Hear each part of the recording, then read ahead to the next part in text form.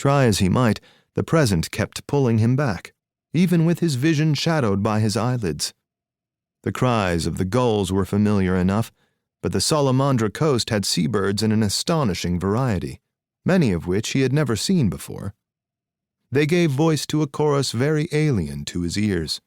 A stone's throw along the way, a work gang of former Drehhu slaves labored under a Mesembrian supervisor, clearing a drainage channel, chanting a work song.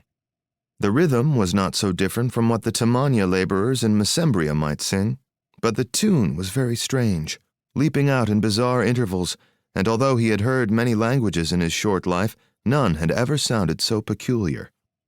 The air itself smelled wrong, metallic and yet perfumed with odd, cloying nectars. And then the earth itself moved. It began as an odd sliding in the stone beneath him. The light seemed suddenly weird, brighter than it had been a moment before, yellower. In the next instant, the world itself lurched, a movement somehow both small and indescribably large, as if he were a flea on a sleeping elephant that had shifted. In the distance, he heard someone scream, and then a chorus of shouting from seemingly everywhere. Dust came out of every window and door of the fortress, as if it were exhaling.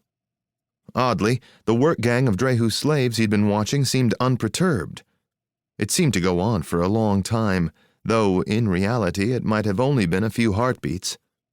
When the ground felt solid again beneath his feet, he dropped down from the wall and walked over to the slaves.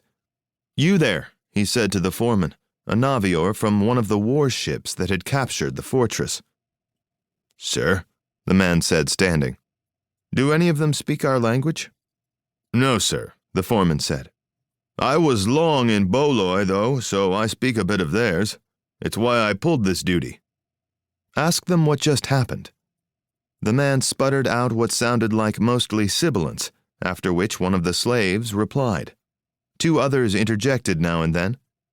The foreman turned back to Crespin. "They say it's a common thing," he replied. "I've heard the same from the fellows who have been here a while."